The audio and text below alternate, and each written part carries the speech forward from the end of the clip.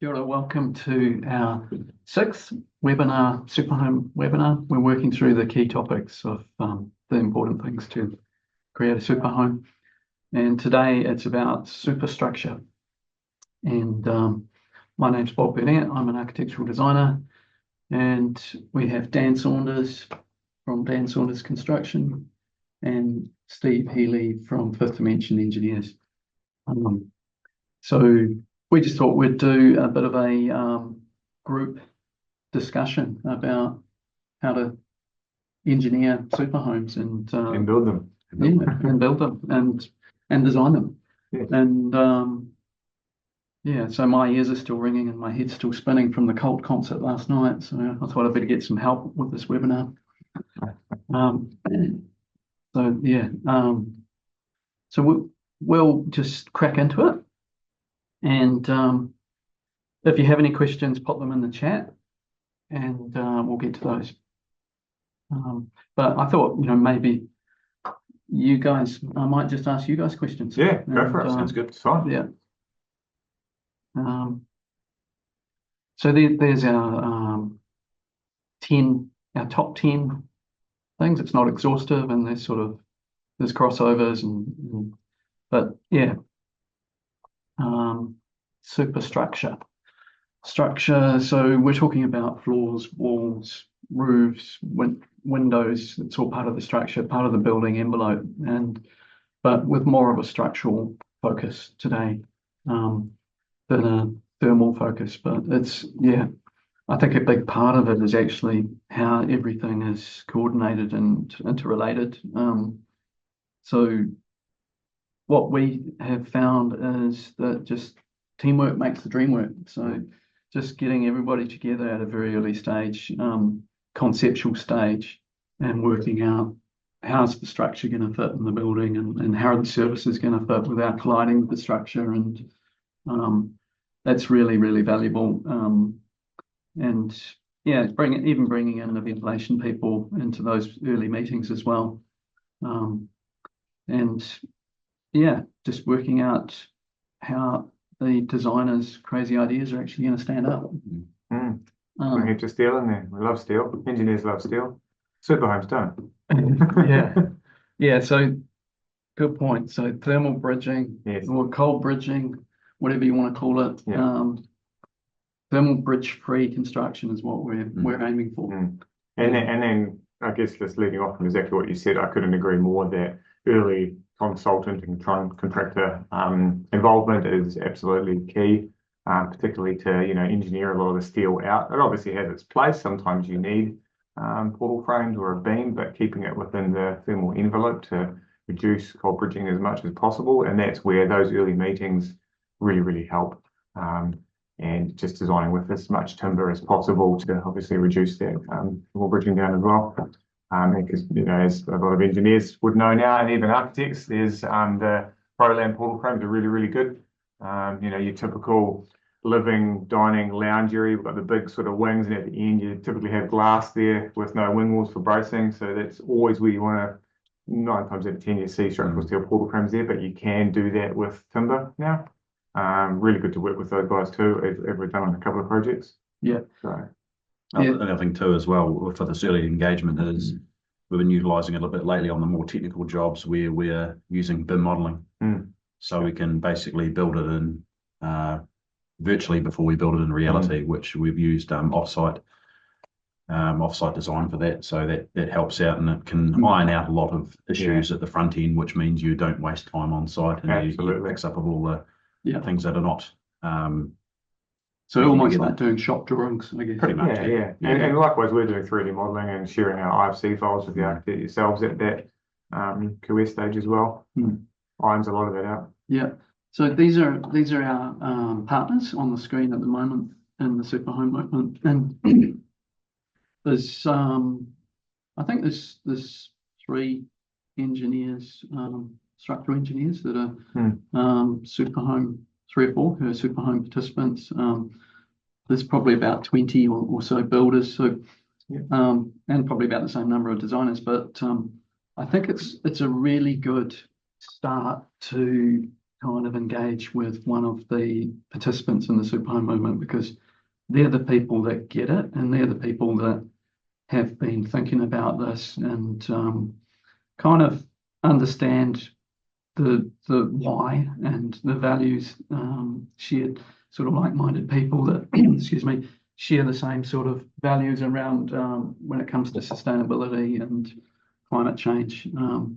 And it's really something that I think is really important. I think it's almost like you need to internalize that to actually get it, and to actually have that the detail come through in the design and in the work.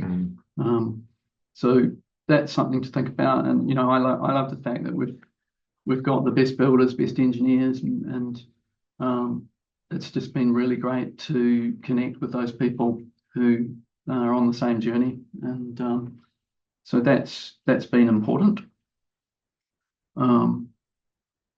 So we'll just keep moving through these slides. So I was just going to mention just quickly, Quakestart, it's probably something that a lot of people don't know about.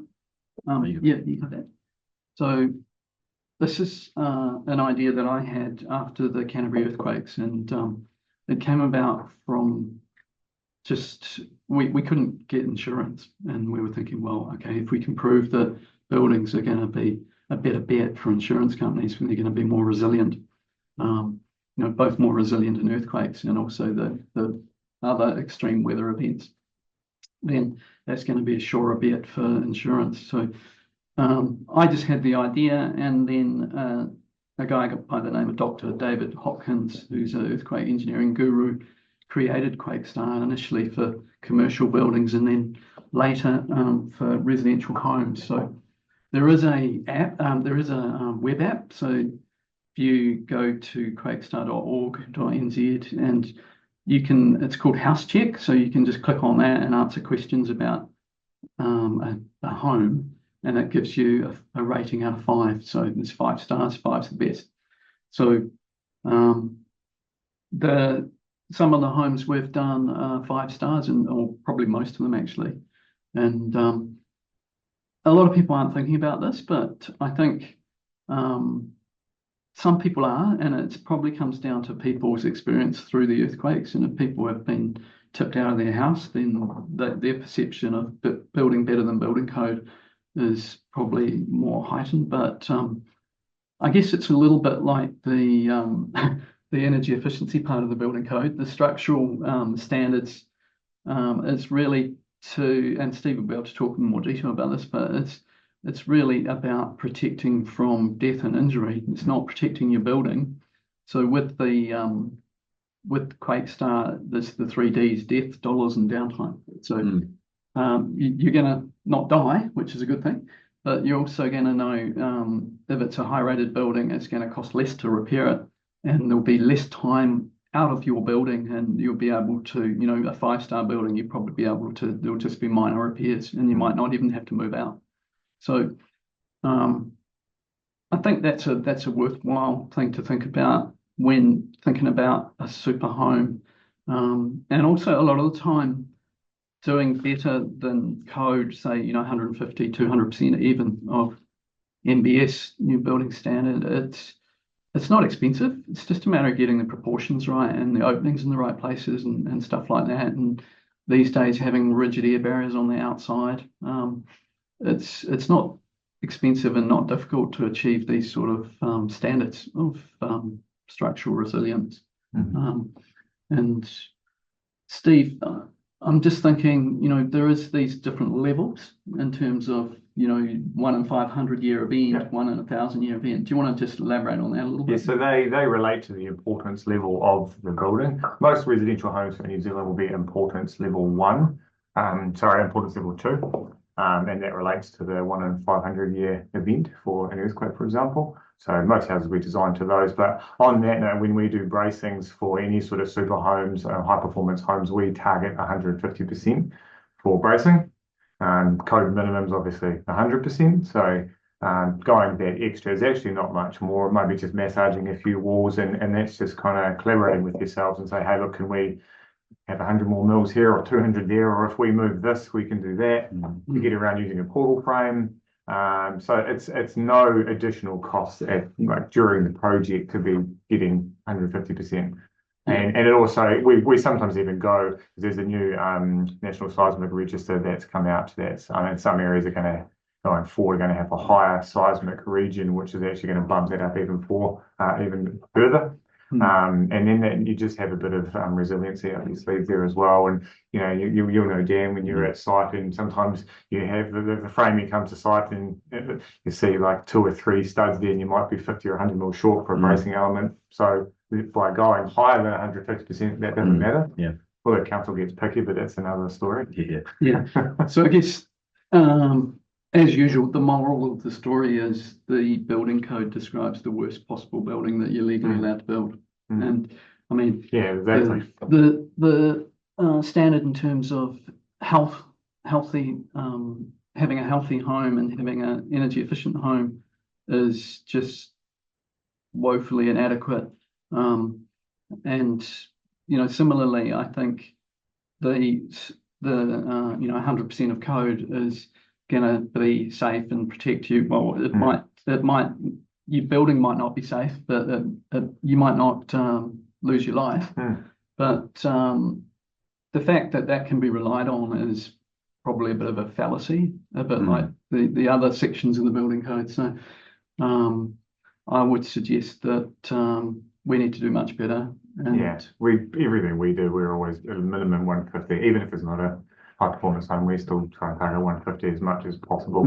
And I mean, everyone I'm sure who has seen, I probably shouldn't say names, but the likes of, say, your Wolfbrook, your Brooksfield, your Williams Corporation homes around the place that will see quadruple 5, 6, 7 studs with knobs everywhere is just horrendous. You need to walk around the streets to see that. But from a structural perspective, you don't even need any of those knobs. You only need, 1 stud at regular centres. You don't need the groups. And that's where you get into the issues with bracing elements, because you've got the handy brick here, and then you might have 5 studs. So you're not going to get that overall length you need. But again, you don't even need all of those multiples and studs that you see everywhere. So I think probably coming from the earthquakes too, a lot of the time engineers were playing it over the top safe, weren't they? Just, it's a butt covering exercise. So I think that's where it stems from a lot of the time as well. Yeah, absolutely. And, I've seen lots of other engineering designs where you can tell that they've just haven't actually taken the extra bit more thought and time to design it appropriately. And for example, you don't always just have to use a steel PFC. You can, tweak things a bit and get timber to work. There's SG8, there's LVL, there's Blue Lamb. There's so many other options from Nelson Pine and Lumberworks.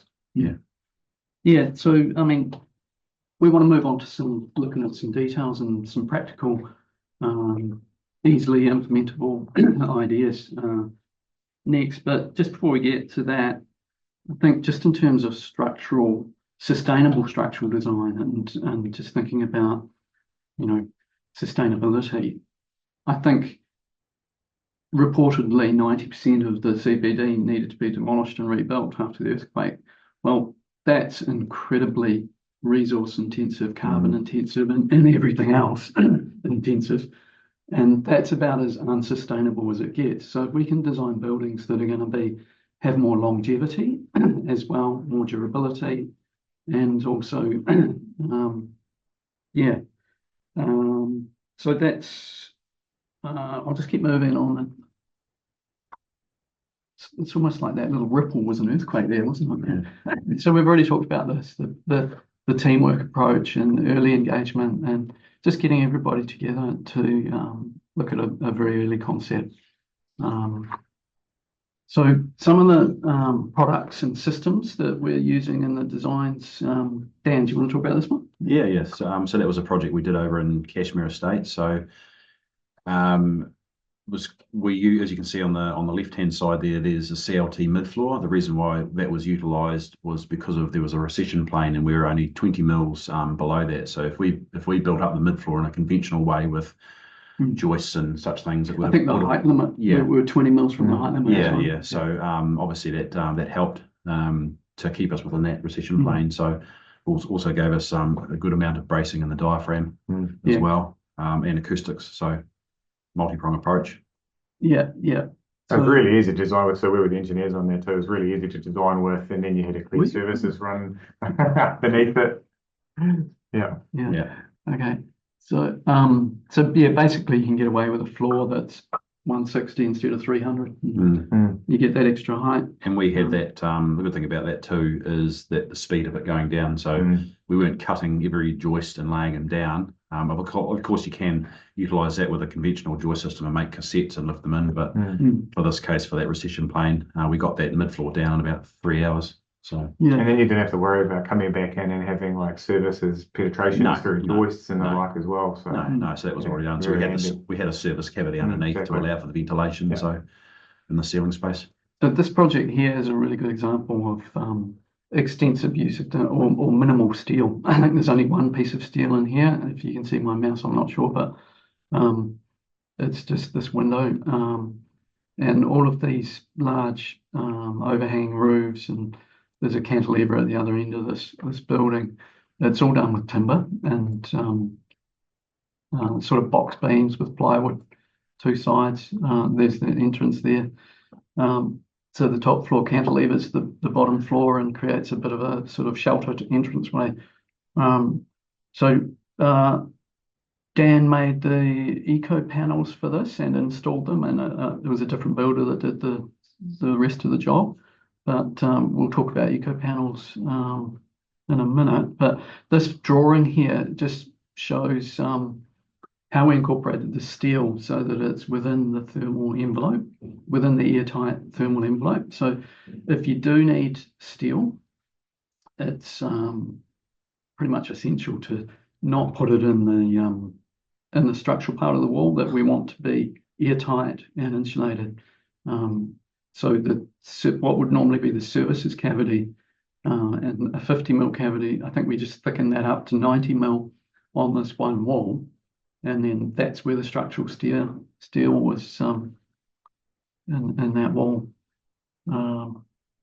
That other box there is really just the shutters that create the shading. So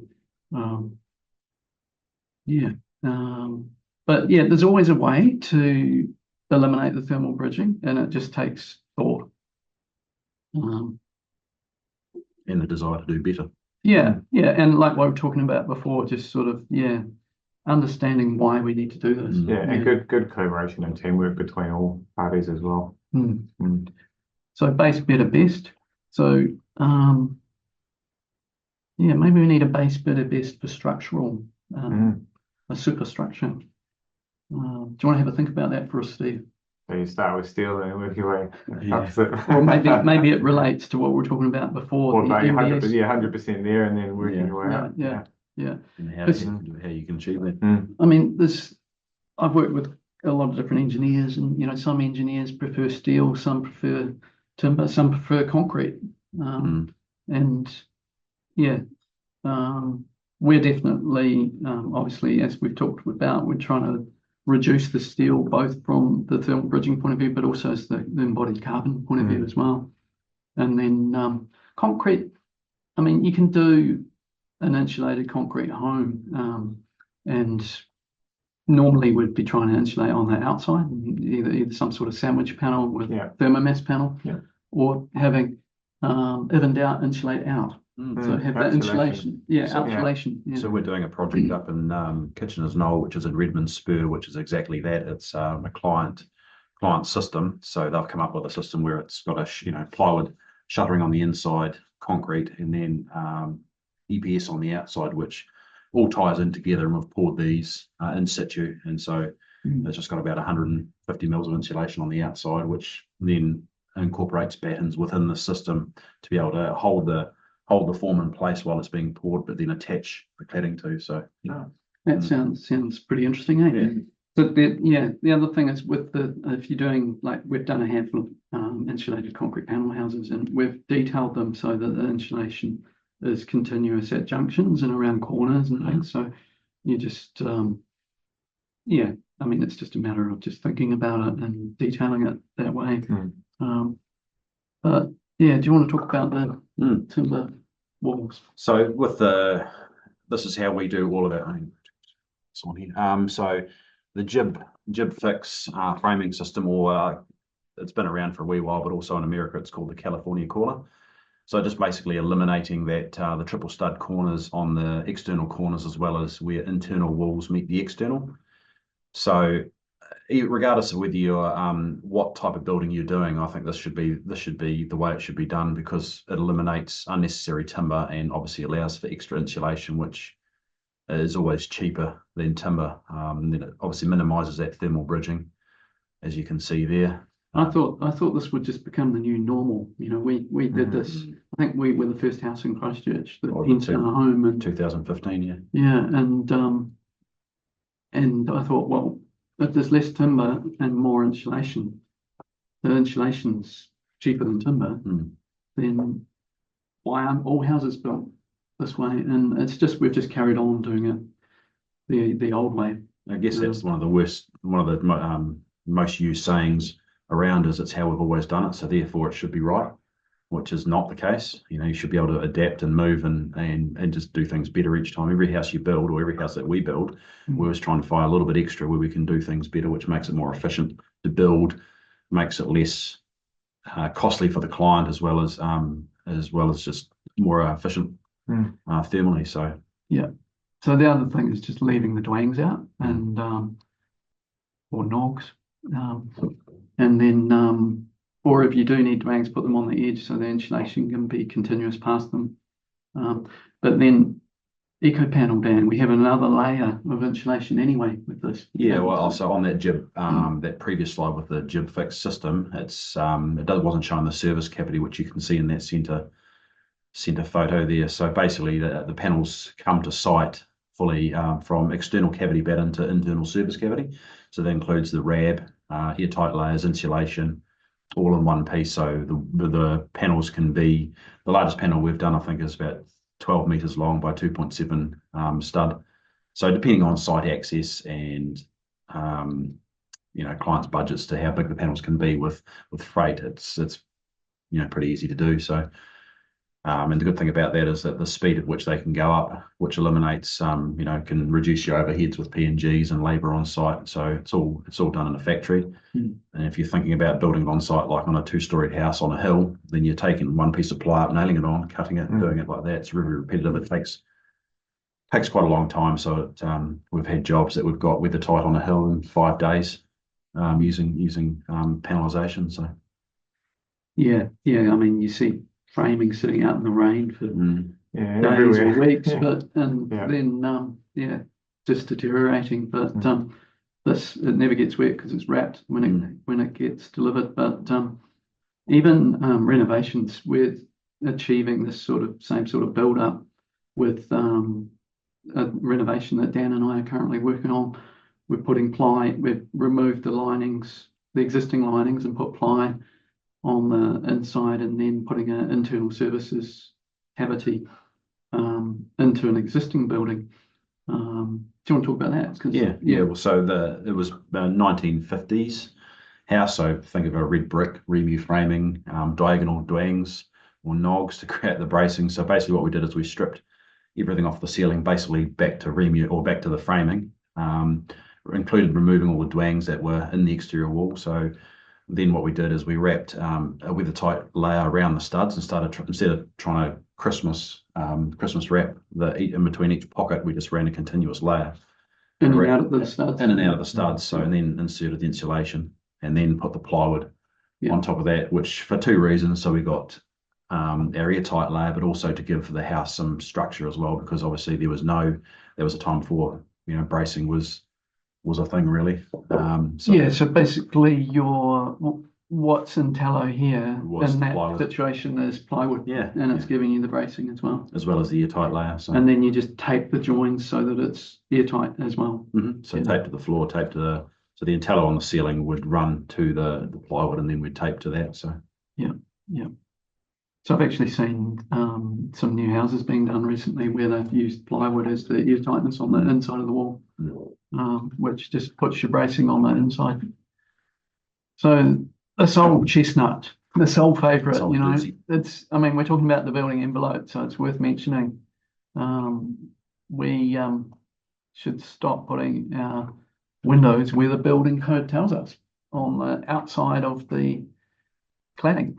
So we've been banging on about this for a while now, and just recently even the good old aluminium companies have come out with some recessed some windows. recessed window detail.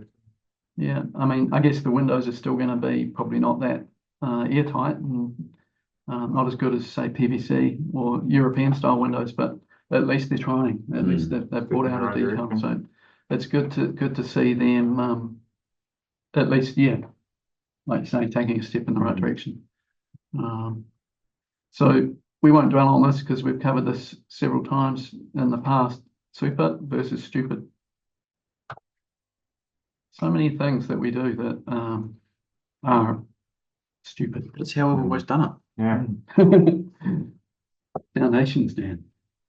Yeah, so as you can see there, on that picture on the right-hand side was of a project we retrofitted insulation to the edge. So it had fully insulation underneath, but I took a photo with the thermal imaging camera, and you can see the yellow there. That house was just finished. No one was living in it yet, but you can still see the heat escaping.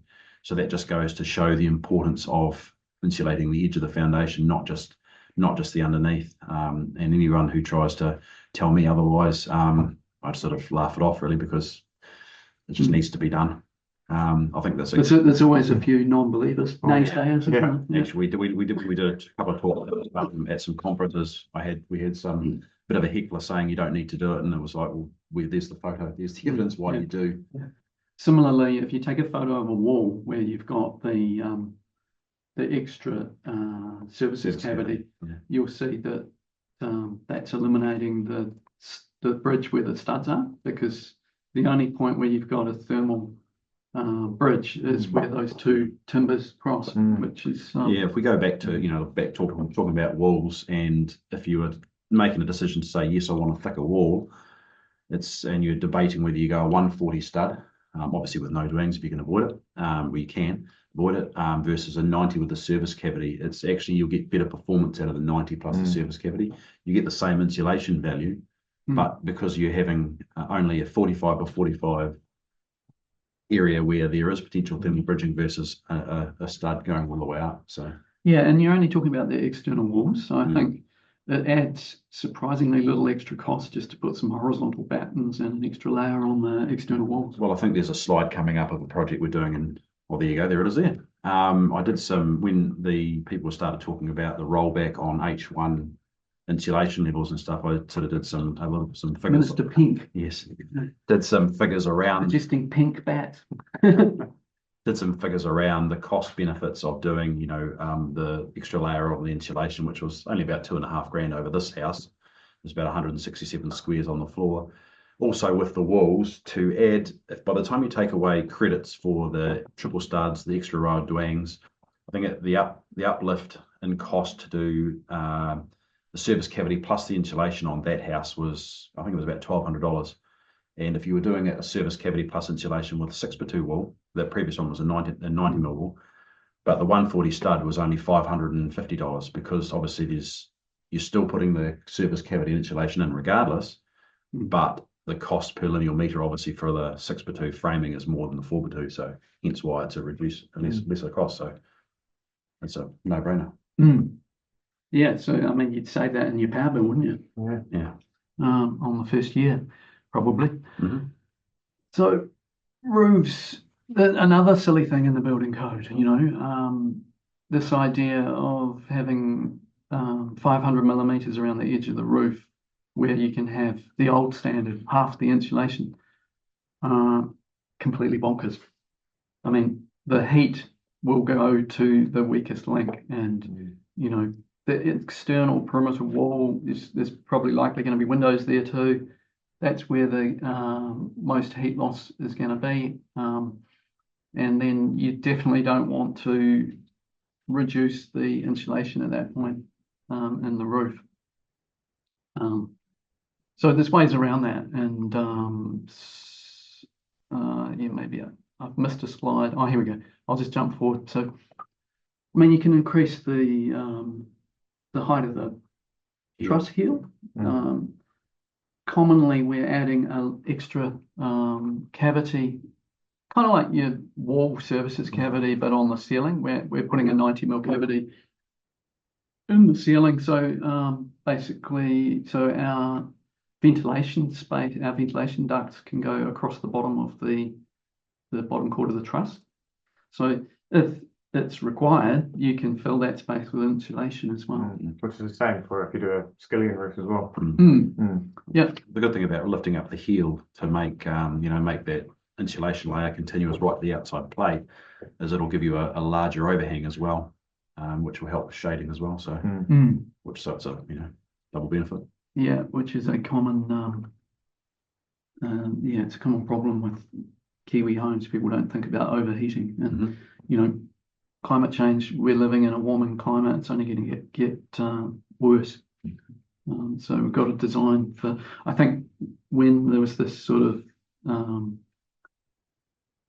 furore about winding back H1 changes, one of the comments was that the adding insulation was going to make houses too hot. The thing that makes houses too hot is faulty design. It's not more insulation. Actually, more insulation is going to make it cooler. Well, because insulation works both ways. Well, I mean, if you think of it like a chili bin, it keeps whatever's in and whatever's out. So if the heat's in there, it's going to stop it from escaping because the insulation is doing what it's supposed to be doing.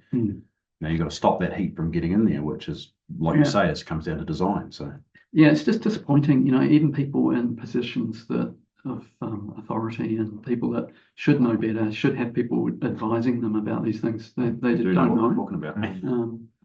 And I think generally New Zealand building and the New Zealand public as well as the industry to a large degree, often people don't know what they don't know, and we think we know how to build, but it's a bit more complex than people really give it credit for. And so just getting the right people involved, trusting the experts is really important. And it's okay to say you don't know. We don't claim to know everything about it all, so we're still learning every day. There's always something, better way of doing it. So, there's loads of people around to seek advice to get the experience that people have already been there and done it. Yeah, and because I think that's the philosophy with the Superhome movement and the ethos. We're just sharing all our ideas because we're learning every day. So by the time we pass on the information, we're actually moved on from that and we're doing something new. Like our big thing that we're sort of up to our eyeballs in at the moment is embodied carbon and building New Zealand's first zero carbon superhome. So I'm a big fan of these warm roofs, Dan. We're doing a few of these. Yeah. So that was from Kirkwood, the big cottage.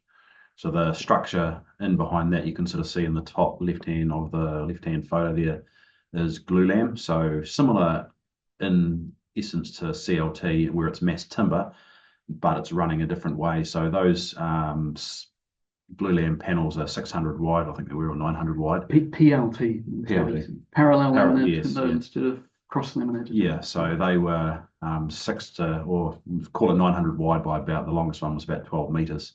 So they were all crane in position. Then on top of that, once the structure was fixed down to the engineer's specifications, we then laid 90 mils of PIR, as you can see there, on top, which created a warm roof. So we not only we have the R value on the timber, but also the. So what does PIR stand for? Price is ridiculous. Yes. yeah, it is.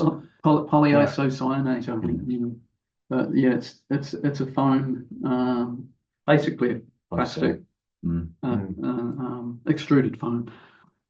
It'd be really great if we had wood fibre in New Zealand where we could use a sustainable, low carbon. Well, funnily enough, we've got a project coming up where we're doing that. Another warm roof with wood fibre. Yeah, so really common overseas. We're just starting to see it appear in New Zealand.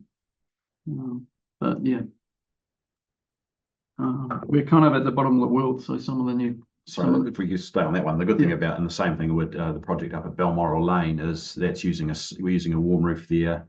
This one here had is it Gerard shingles on top, Yep. So we had the PIR, the weathertight layer, which was Proclima Mento, and then our cavity batten and purlin. So we had a vented roof space. One up the hill is basically PIR as well as TPO on top. So a different, similar structure, but different roof coverings on that. So yeah, so that was a flat panel roof, and then the falls were created by the insulation material, and it's quite a large house. So we ended up with quite thick insulation, and to save cost, we used a combination of EPS and PIR. So there's you can't adhere a membrane to EPS, so the top layer needed to be PIR, but the bulk of the insulation material, which was cut to create the falls, was the cheaper EPS, which is expanded polystyrene. Lots of acronyms. And the good thing about the design of the one up in Balmoral Lane was the fact that the CLT could span both ways, but where we needed the windows hard up to the CLT, we had beams obviously across the top, so it's hidden within that warm roof, so then you get no thermal ridging as well. So it's a benefit. Yeah. So the thing about these warm roofs is you just not creating a dew point within the structure, which is a big problem in terms of condensation and mold growth. So it's safe, and it's where the insulation should be. If in doubt, insulate out. So, yeah, that was your yeah. So this house here. Why did I include this?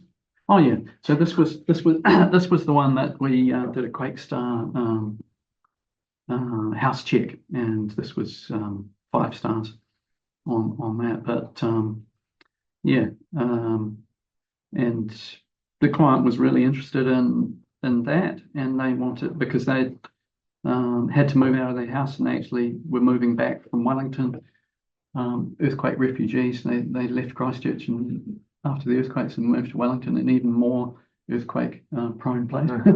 And then they came back to Christchurch, and they wanted to have a house that was going to be their forever home, which is a common request from Superhome clients. They want this to, they quite sort of morbidly say they want to be carried out in a box, and this will be their last home. So they wanted it to be Quakestar, Lifemark, 10-star, passive house, all of those good things. And yeah, so and then this was a really good example of that, what we were talking about with that early engagement. So this the builder for this project actually built a model of the wall that went through the middle, and this if we go back to the plan, this wall through the middle housed a lot of the ductwork and the services. So that was very functional, not just sort of for the look. It's an interesting thing about that wall is it looks like people would say that the stone's going right through, which is creating a thermal bridge, but obviously it's not. It just looks like it. So yeah. Some people say, "Oh, is that a heat sink? Because that got like thermal mass?" And it probably not. Maybe a little bit, but not much, because it is just a timber frame wall with a thin veneer. And just incidentally, that veneer, that if I go back to that picture, or have a look at another picture. It's on the inside as well, just to create that illusion that it is a solid wall. But that veneer is so much more resilient in an earthquake. So what I noticed after the Canterbury earthquakes is a lot of the traditional schist, the 140 stone, was on the ground, and basically the only thing holding that together is gravity, whereas this is actually glued on. And the homes that use this veneer product were completely undamaged in the earthquakes. So it's just another good reason. Sounds like I'm a salesman for stone. Yeah. Anyway, so this is a house that incidentally is zero energy. So these solar panels produce more power than the house actually needs over the course of the year. And that includes running their electric vehicle. So free power for the house and free running of their car, which is pretty amazing. So how are we going for time? Oh yeah, so this was the picture that this is the what I saw basically when I came out of my house, day of the earthquake, took 9 years to get the insurance paid. And then it took about 1.5 years to repair this house, which was sort of moderately munted after the earthquakes. But we did a lot in terms of structural strengthening, and we made sure that we thought about this, where we're adding structure, and that we were thinking about thermal bridging and things like that. So there's a lot of thought gone into this renovation. And then we added a warm roof. The roof actually wasn't damaged, but we just wanted the extra insulation, so we added that and added solar panels. So that's that PIR that we're talking about, that the membrane's glued to, and then that timber's inserted in there for the fixing for the solar panels. So there's 2 layers of insulation. One is continuous, and then the timber sits on top of 1 layer of insulation. So if you talk nicely to the structural engineers, they'll usually let you have thermal bridge-free construction, whether it's concrete or whether it's a warm roof, whatever it is. Yeah, so the other thing we did with that job is we put external insulation on concrete block, which is another good renovation tip. So if you've got existing concrete block, a lot of the time concrete block walls have been built inside out, so there's a bit of thin layer of insulation. There's what's called strapping and lining, so there's some battens and some plasterboard on the inside, and really that's inside out. We want the insulation on the outside. So if you can do it and fix insulation to the outside and then put a plaster finish over it, that's a really good way of dealing with a really poor performing concrete block wall or even a concrete wall. So yeah. I don't know why I put this image in here, but I just it's good for a laugh. I think that's our last slide. So if there's any questions, we'll go to the questions. No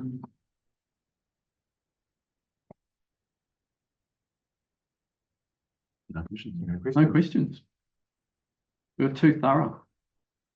Hey, thanks everybody for tuning in today. And yeah, the next event for Superhome Movement is our Superhome Summit, end of year soiree. And so if you jump on the website, you can register for that. And we'll be launching the Superhome, sort of a soft launch for our participants of the Superhome design guides and the Super Reno guide. And that's our big project that we've been working on. So first 2 minutes, yeah, we can share the slides, and this is recorded as well, so that'll go up on the website if you missed the first part of this. So that's no problem. And actually all of the previous webinars are on the website too, recordings of those. Something else to get excited for next year is the 10th anniversary of the Superhome Movement. Yeah, so crazy, eh? 10 years next year. So and so we'll have another big party early next year, or sort of maybe around Easter. Yeah.